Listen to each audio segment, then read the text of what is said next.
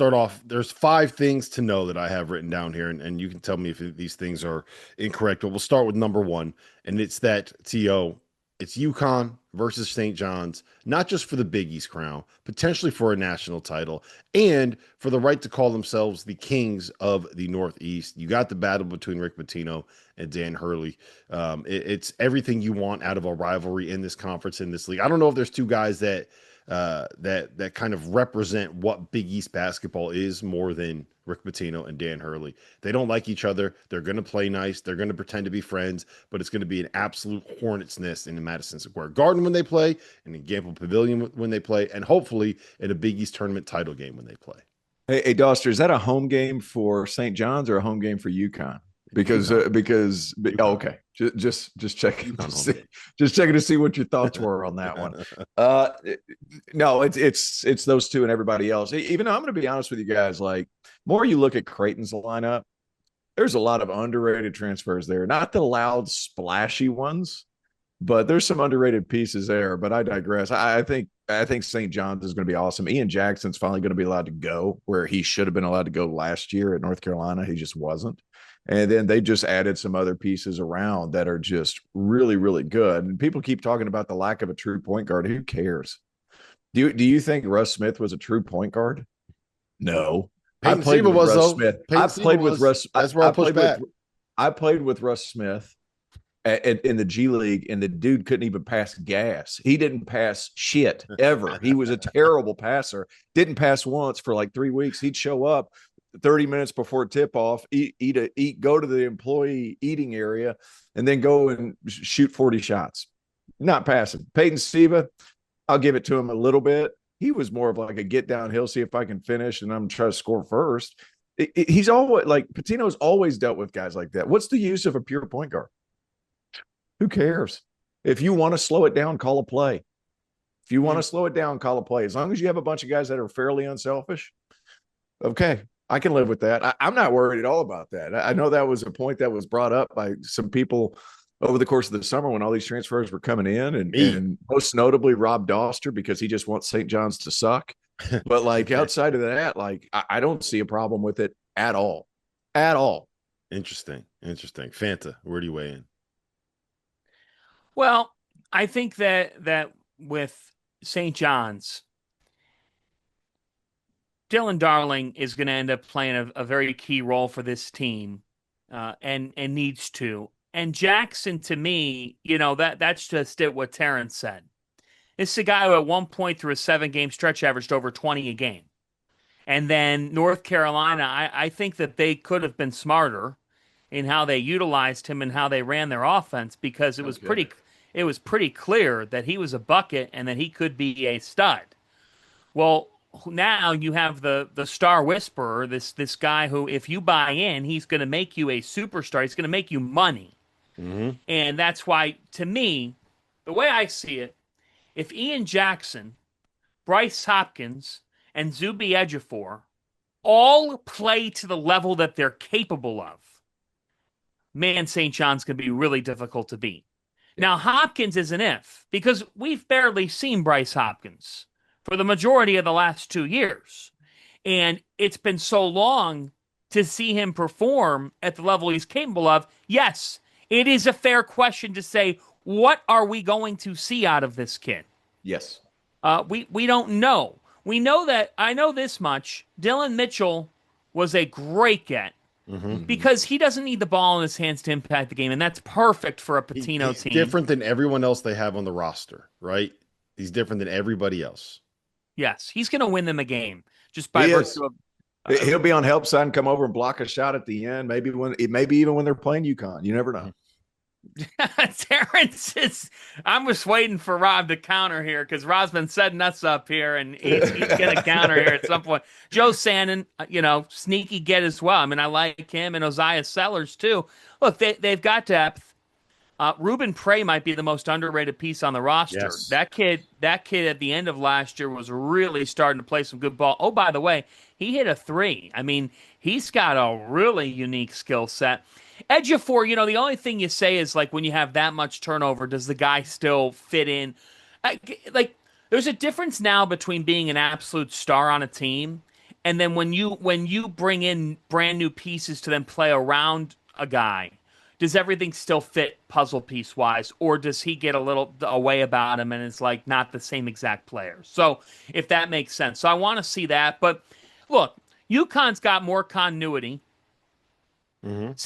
St. John's presents more intrigue because of the amount of new. But And man, because it's if Patino, like and the it's bottom line is this. Patino. The Yeah, but bottom it's line is this, Hurley on right? the other side. It's a Hurley it's a Hurley who exited the first round.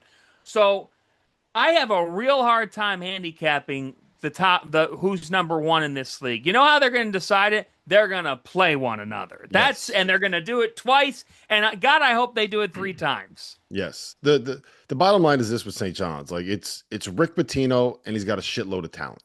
At the end of the day, when Rick Pitino has a shitload of talent, he had a roster that couldn't shoot the ball outside of 8 feet last year, and he won the Big East by multiple games, won the Big East tournament, and was a top 10 team in America. And now he's got a whole bunch of guys that can shoot and a couple dudes that can go out there and really, really defend and rebound. And if you're going to tell me you got that roster and Rick Pitino, he's probably going to figure it out well enough. I think that this is and look, maybe I'm biased. Maybe I'm putting on my UConn tinted glasses. I don't know if you can see it on the screen, but there's a magazine cover signed by Khalid El-Amin right there from the first time UConn won a championship, right? Like I am a UConn fan, and I might be biased. No kidding.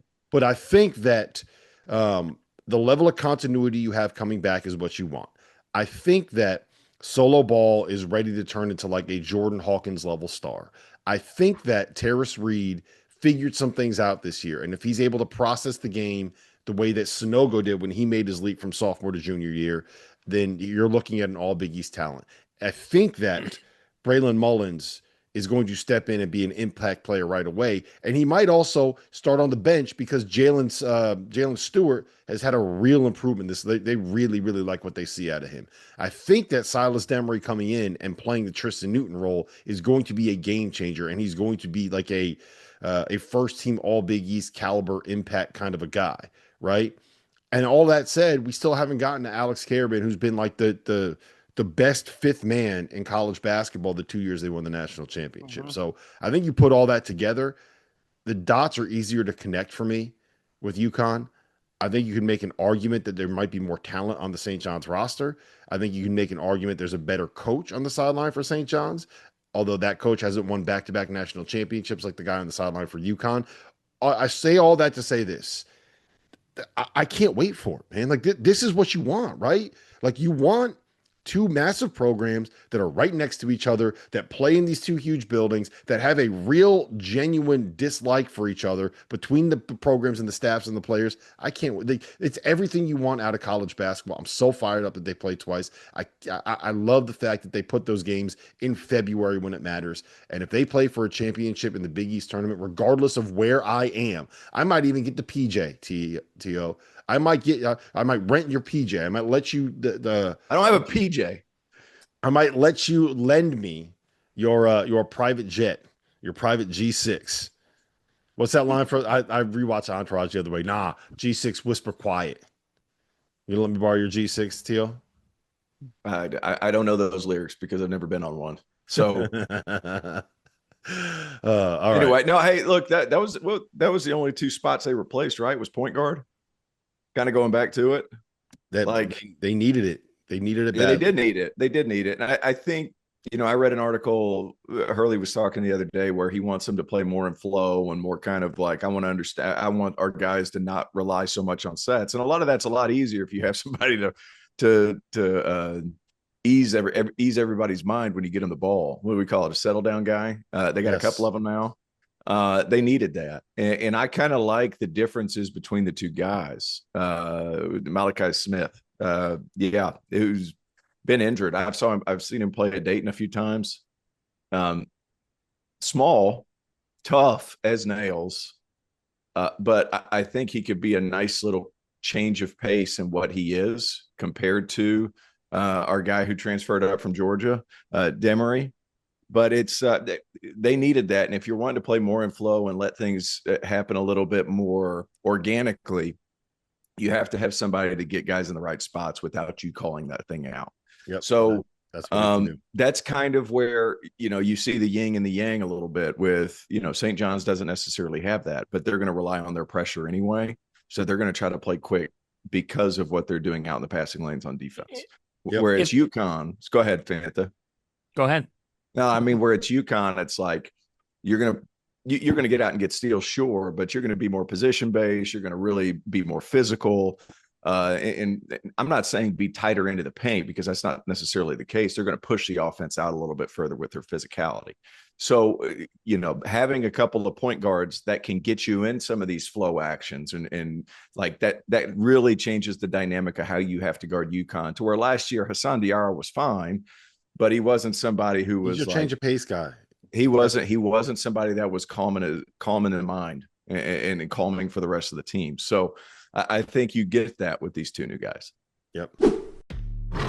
As you know by now, we have teamed up with BetMGM again this season. We'll be using BetMGM lines to make all of our picks, and we will have special offers for Field of 68 fans, including same-game parlays, best-in-class live betting, and daily odds boost. If you haven't signed up for BetMGM yet, use bonus code FIELD to get up to a $1,500 first bet offer on your first wager with BetMGM. Here's how it works. You download the BetMGM app, you sign up using bonus code FIELD, you deposit at least $10 and place your first wager on any game, and you receive up to $1,500 in bonus bets if your bet loses. Just make sure you use that bonus code FIELD when you sign up. Make this college basketball season one for the history books. Make it legendary. And don't forget, if you haven't signed up for BetMGM yet, use bonus code FIELD and get your $1,500 first bet offer today.